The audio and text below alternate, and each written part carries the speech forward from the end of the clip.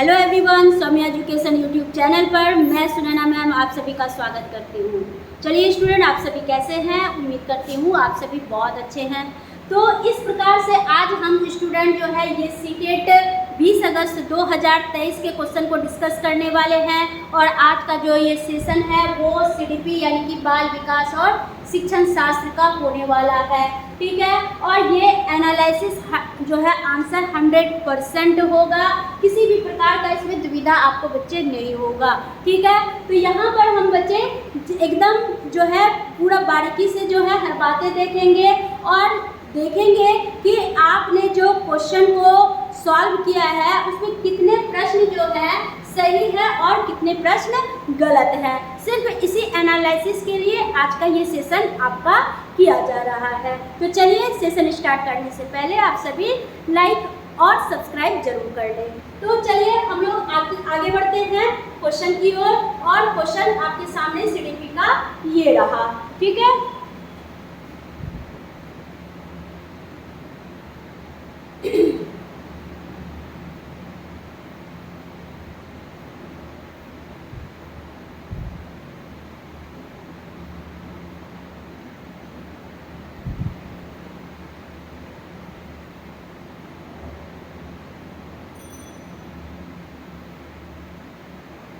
चलिए ये CDP का क्वेश्चन है और हम लोग जो है बहुत ही फटाफट एकदम जो है डिस्कस कर लेंगे। इसमें थोड़ा सा ही टाइम लगेगा और आप सभी अपने आंसर को जल्दी जल्दी मिला लीजिए। तो क्वेश्चन नंबर 1 पढ़ते हैं। क्या कह रहा है क्वेश्चन? कह रहा है कि निम्नलिखित कथनों को पढ़िए और सही विकल्प का चयन कीजिए। शिक्षकों को विद्यार्थी में विशेष जातीय समूहों के बारे में रूढ़िबद्धता को तोड़ने के लिए कठिन मेहनत करनी चाहिए। बिल्कुल ये सही है, ठीक है। कि अगर टीचर को अगर बच्चे में किसी भी जाति को विशेष को लेकर के अगर मन में कोई रूढ़िबद्धता है तो उसे तोड़नी चाहिए। हर जाति हर मानव हमारे लिए समान होते हैं, ये ऐसे शिक्षा उनको देना चाहिए। फिर है कारण कह रहा है कि शिक्षा का एक प्रमुख उद्देश्य विद्यार्थियों को समालोचनात्मक आत्मचिंतन के लिए प्रोत्साहित करना है। ये बिल्कुल सही है। तो इसलिए हमारा क्या हो जाएगा, यहाँ A और R दोनों सही है। और R जो है ये शिक्षा का उद्देश्य मूल उद्देश्य है ताकि हम समालोचनात्मक आत्मचिंतन को बढ़ावा दे सके। इसलिए टीचर को जो है जाति समूहों के बारे में रूढ़िबद्धता को तोड़ने के लिए कड़ी मेहनत करनी चाहिए। इसलिए हमारा राइट आंसर क्या हो जाएगा, यानी कि A और R सही है और R एक ही सही व्याख्या करता है, यानी ऑप्शन नंबर 3 आपका क्या हो जाएगा, राइट आंसर हो जाएगा। चलिए अगले क्वेश्चन की ओर चलते हैं। Question number 2। क्वेश्चन नंबर 2 क्या कह रहा है? कह रहा है कि निम्नलिखित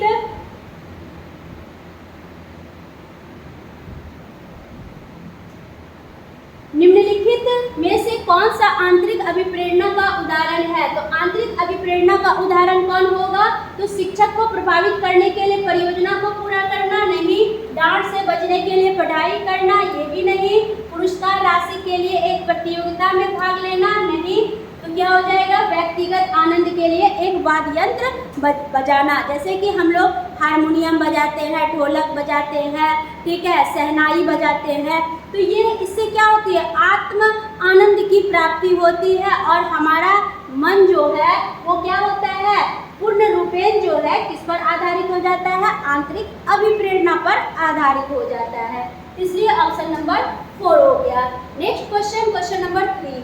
क्वेश्चन नंबर 3 में देखेंगे, कह रहा है कि निम्नलिखित कथन में विकास के लिए किस सिद्धांत को दर्शाया गया है?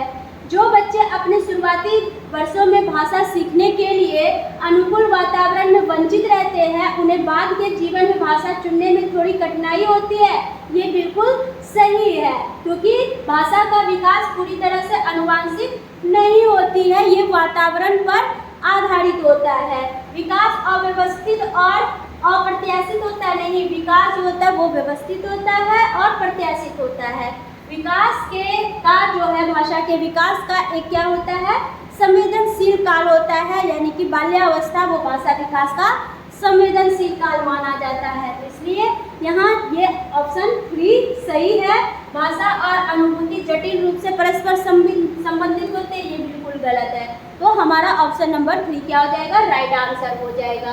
क्वेश्चन नंबर 4 में चलेंगे। क्वेश्चन नंबर 4 कह रहा है कि अधिगम के सामान्य सिद्धांत बताते हैं कि विद्यार्थी बेहतर रूप से सीखते हैं यदि शिक्षक पहले अवधारणा को उनके प्रतीकात्मक रूप से प्रस्तुत करेंगे तो फिर उसके भौतिक रूप पर क्या हो जाएगा, भौतिक रूप पर समझ विकसित होगी। यानी कि कोई भी कॉन्सेप्ट बताने से पहले अगर बच्चे के पूर्व ज्ञान से संबंधित बातों की ओर आप अग्रसर होते हैं तो बच्चा इससे आसानी से कॉन्सेप्ट समझ जाता है। पूर्व ज्ञान जो होते हैं एक प्रतीकात्मक चिन्ह के रूप में कार्य करता है, तो ये भाई बिल्कुल सही है। फिर है उसके बाद पहले अवधारणा का संपूर्ण रूप से परिचय दे और फिर उसकी बारीकियों पर आए, नहीं। फिर है पहले तर्क और कारण के संदर्भ में अवधारणाओं पर चर्चा करे और फिर विचारों को सत्यापित करने का अवसर दे, नहीं। फिर है पहले उस पर चर्चा करे जिसके बारे में विद्यार्थी को नहीं पता है और फिर उस पर आए जो विद्यार्थी पहले जानते हैं, ये भी नहीं। तो हमारा आंसर हो जाएगा 1 नंबर। अगला question, question number 5। Question number 5 क्या कह रहा है, कह रहा है एक शिक्षिका अपने विद्यार्थियों को अधिसंज्ञानात्मक कौशल विकसित करना चाहती है, यानी मेटाकॉग्निटिव स्किल को डेवलपमेंट करना चाहती है, तो निम्नलिखित में से कौन सी रणनीति सबसे प्रभावी होगी। तो क्या होगा भाई, तो विद्यार्थियों को प्रोत्साहित करना कि वे स्वयं अपने अधिगम पर क्या करें, चिंतन करें और अपनी प्रकृति का मूल्यांकन करें। ठीक है, बाकी यहाँ पर सभी सीखने के कार्यों के लिए विस्तृत और निर्देश वाली बात है तो निगेटिव हो जाएगा। यहाँ याद करना है तो ये भी निगेटिव हो जाएगा। और यहाँ पर हम लोग देख रहे हैं क्या कि ग्रेड देना, तो ये भी गलत हो जाएगा। तो राइट आंसर क्या हो जाएगा, 4 हो जाएगा। अगला क्वेश्चन, क्वेश्चन नंबर 6 में। ठीक है, चलिए सिर्फ अभी हम लोग एनालिसिस करेंगे, ठीक है, कि क्या मेरा सही है और क्या गलत है, बस इतना देखना है। चलिए निम्नलिखित कथनों को पढ़िए और सही विकल्प का चयन करना है। अभिकथन ए क्या कह रहा है, कह रहा है शिक्षकों को कॉन्सेप्ट को मजबूत करने के लिए विद्यार्थियों को अपने स्वयं के कॉन्सेप्ट के उदाहरणों और गैर उदाहरणों की पहचान करने के लिए कहना चाहिए। ये बिल्कुल सही है। तो कारण कहता है उदाहरणों के बारे में सोचने से संकल्पना को मजबूत किया जाता है जबकि गैर उदाहरण विद्यार्थियों को भ्रमित करते हैं।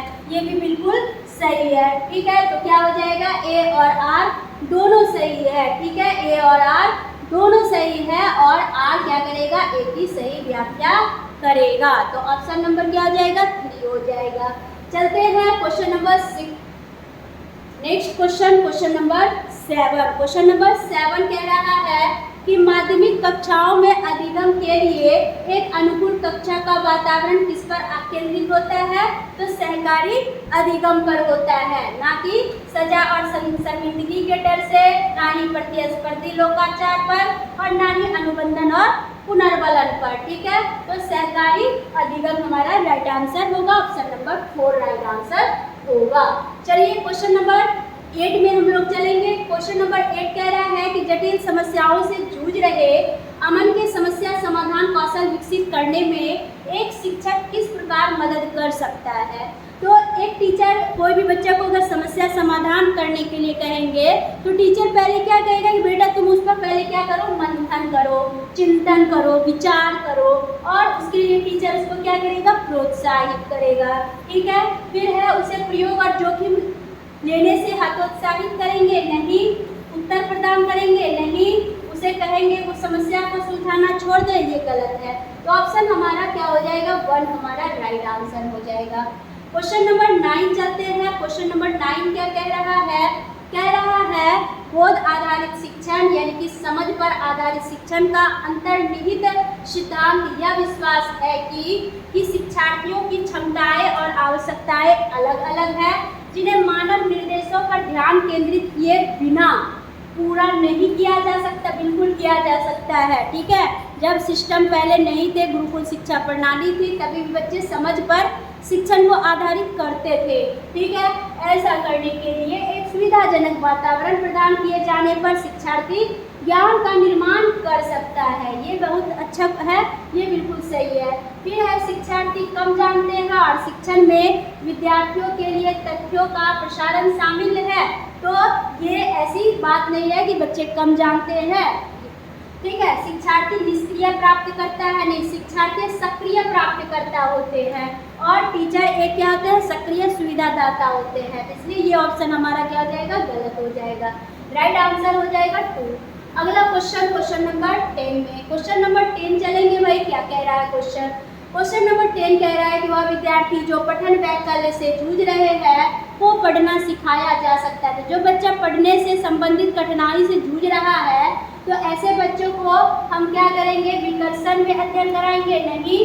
ठीक है। उसके बाद है सुधारात्मक पठन सुनिश्चित के लिए सख्त दंड का उपयोग करेंगे नहीं। प्रणालीगत ध्वनि का क्या करेंगे, प्रशिक्षण करेंगे। ठीक है। यानी कि प्रोनाउंसिएशन यानी कि ध्वनि पर साउंड्स पे अगर आधारित करेंगे और इसकी अच्छी प्रॉपर ट्रेनिंग देंगे तो बच्चे में पठन जो अधिगम है, पठन जो विकार है वो क्या होगा, पठन अधिगम पर क्या होगा, आधारित होगा। बच्चा अच्छे से क्या करेगा, अधिगम कर पाएगा। बाकी उच्च ग्रेड स्तर के पठन ग्रंथ नहीं प्रदान करेंगे। ठीक है। चलिए ये गलत है, फिर राइट आंसर हमारा 3 हो गया।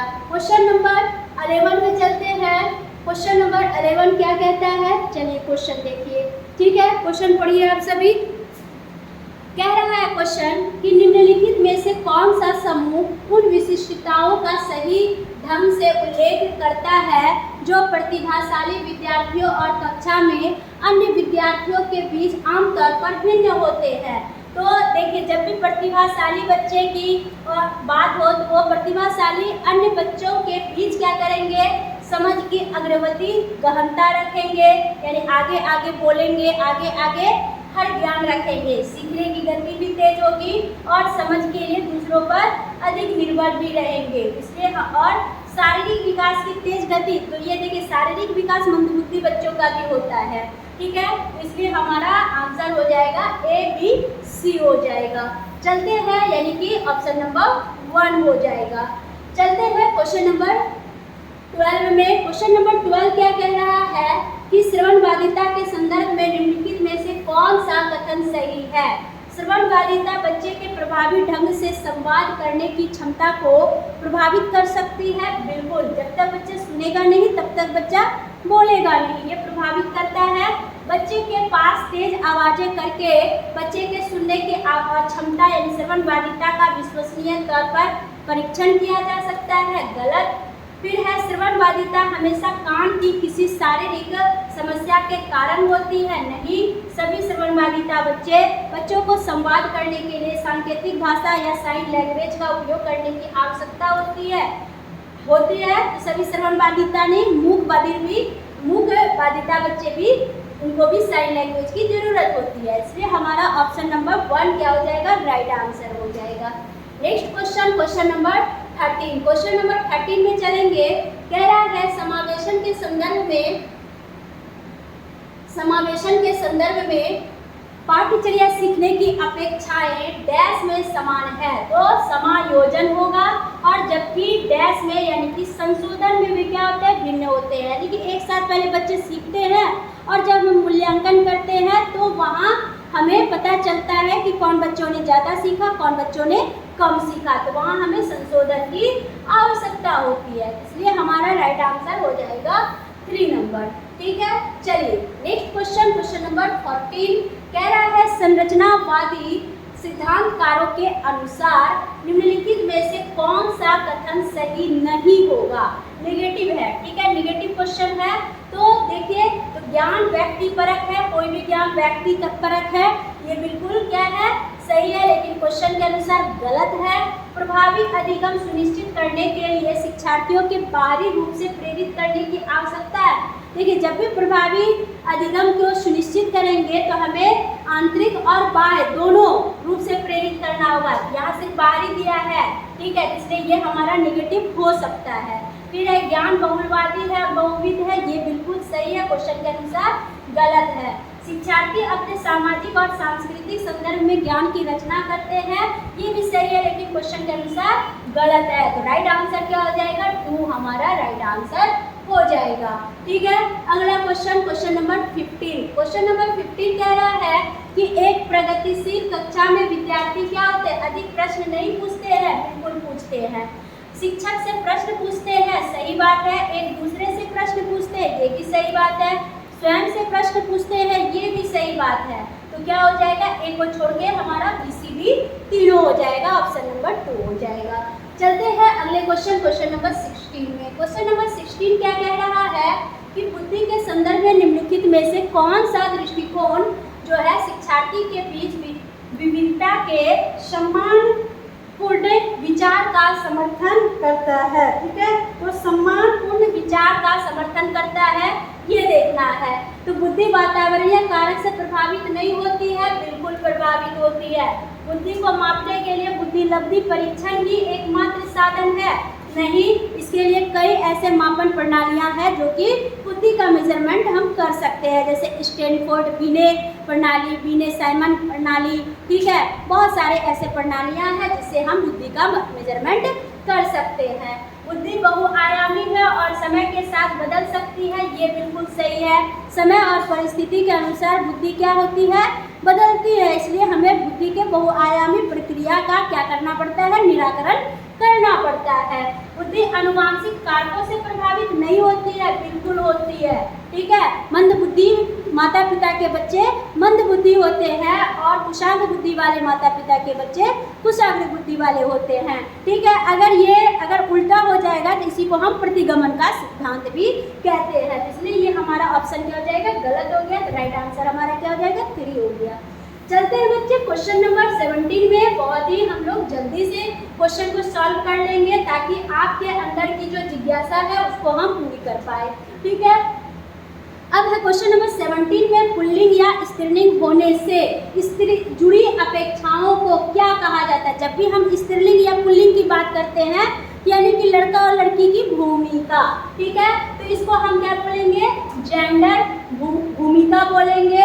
और ये भूमिका इन्हें डैश सीखा जाता है, तो इन्हें बाल्यावस्था के सभी अवस्थाओं से लेकर वयस्कता तक क्या करते हैं, हम सीखते हैं।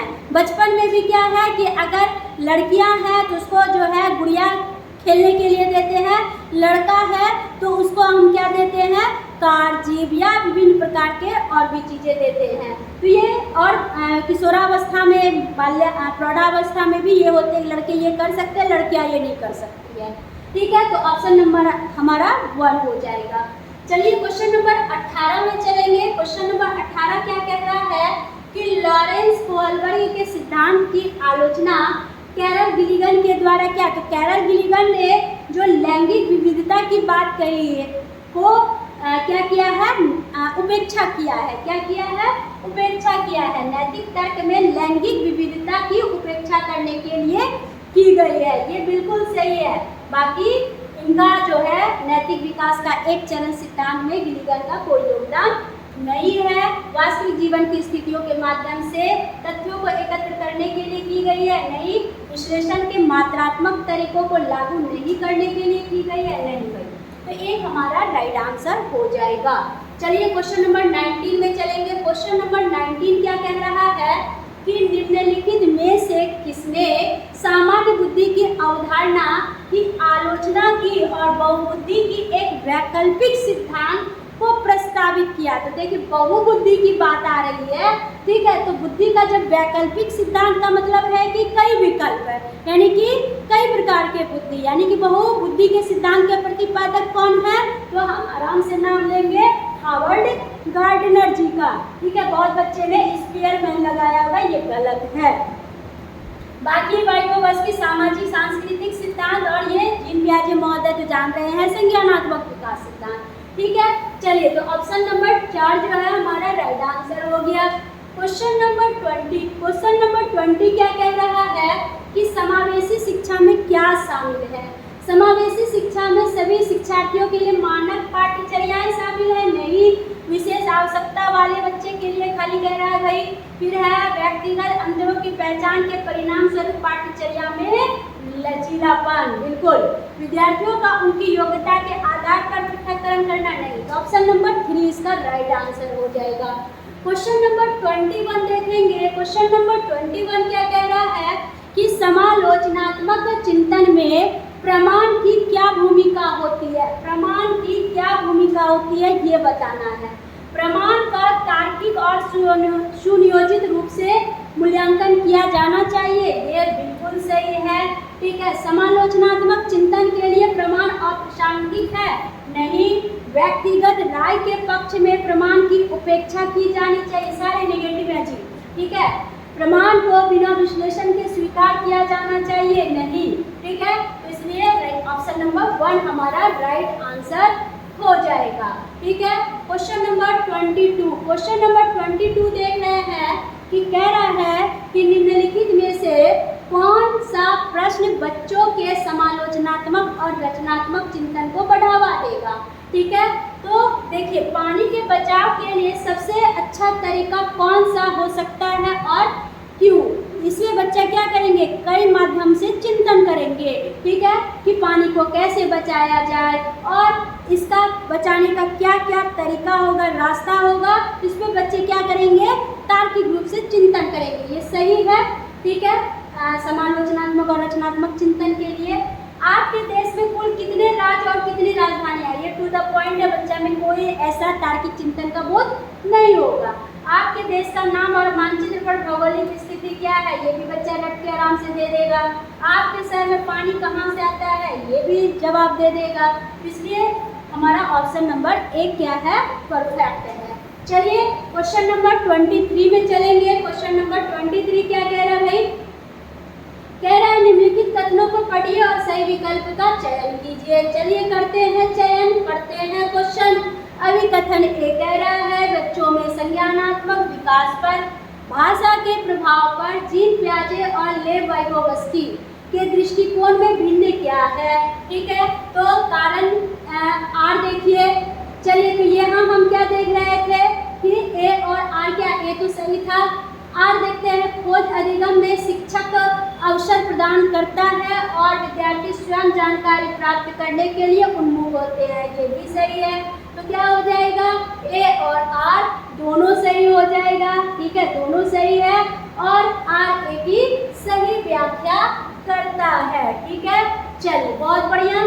क्वेश्चन नंबर नेक्स्ट देखेंगे, क्वेश्चन नंबर 24 में। क्वेश्चन नंबर 24 क्या कह रहा है कि निम्नलिखित कथनों को पढ़िए और सही विकल्प का चयन कीजिए। जब भी लंबे क्वेश्चन रहे तो वहाँ एक विकल्प जरूर देखिएगा कि ए और आर की दोनों जो है सही है और आर ए की सही व्याख्या करता है, ये मैक्सिमम सही होता है, ठीक है। बच्चों के अभिकथन कहता है कि बच्चों के बीच विकासात्मक देश में काफ़ी भिन्नताएं मौजूद होती है, ठीक है। सही बात है कि बच्चों के विकास में काफ़ी भिन्नताएं होती है, एक बच्चे दूसरे बच्चे के विकास में बिल्कुल भिन्न होते हैं, ठीक है, ये सही है। कारण क्या कह रहा है, विकासात्मक अंतर आनुवांशिक और अनुभवात्मक विविधताओं की जटिल अंतःक्रिया का एक अनिवार्य परिणाम है, ये भी भाई क्या है, बिल्कुल सही है। विकासात्मक अंतर आनुवांशिक और अनुभवात्मक विविधता जो है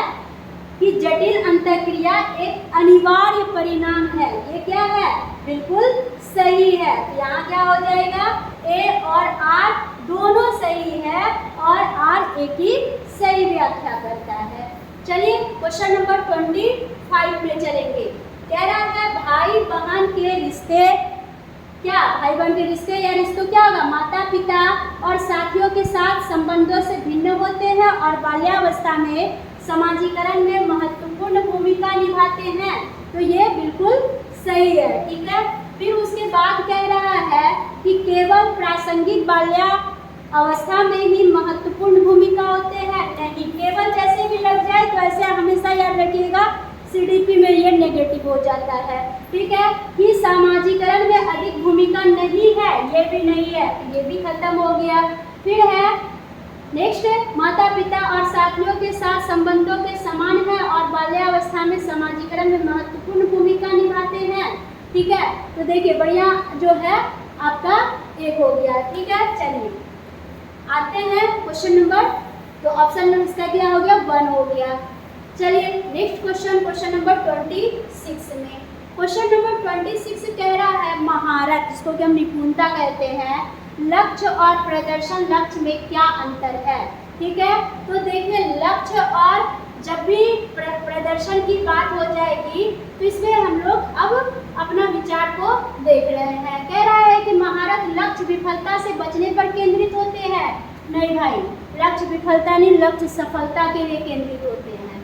महारथ लक्ष्य दूसरों से अनुमोदन प्राप्त करने पर केंद्रित होते हैं, जबकि प्रदर्शन लक्ष्य विफलता से बचने पर केंद्रित होते हैं। ये भी नहीं होगा। महारथ लक्ष्य में दूसरों के साथ प्रतिस्पर्धा, ये भी प्रतिस्पर्धा जैसे शब्द क्या हो जाएंगे, निगेटिव हो जाएंगे। महारथ लक्ष्य अपने कौशल और कार्य की समझ में सुधार करने पर केंद्रित होते हैं, जबकि प्रदर्शन लक्ष्य उच्च ग्रेड पर क्या होता है, प्राप्त करने या बाहरी पुरस्कार प्राप्त करने के लिए होते हैं। तो यहाँ आपका क्या हो जाएगा, 4 सबसे बेस्ट ऑप्शन हो जाएगा। ठीक है, चलिए तो 26 का क्या हो गया, 4 नंबर हो गया। अगला question, question number 27। Question number 27 क्या कह रहा है कि निम्नलिखित में से कौन सी पियाजे के संज्ञानात्मक विकास के सिद्धांत की सीमा है, लिमिटेशन है, ये देखना है। वह संज्ञानात्मक विकास है, भाषा की भूमिका पर बल देते थे, नहीं। वह संज्ञानात्मक विकास में जैविक कारकों की भूमिका पर ध्यान नहीं रखता था, गलत। वह संज्ञानात्मक विकास पर संस्कृति और सामाजिक कारकों के प्रभाव को ध्यान में नहीं रखता था। ठीक है, फिर है वह संज्ञानात्मक विकास में व्यक्तिगत भिन्नताओं को ध्यान में नहीं रखता था। ठीक है, तो अब यहाँ बताइए क्या होगा। तो यहाँ कह रहा है कि पियाजे के संज्ञानात्मक विकास के सिद्धांत की सीमा है।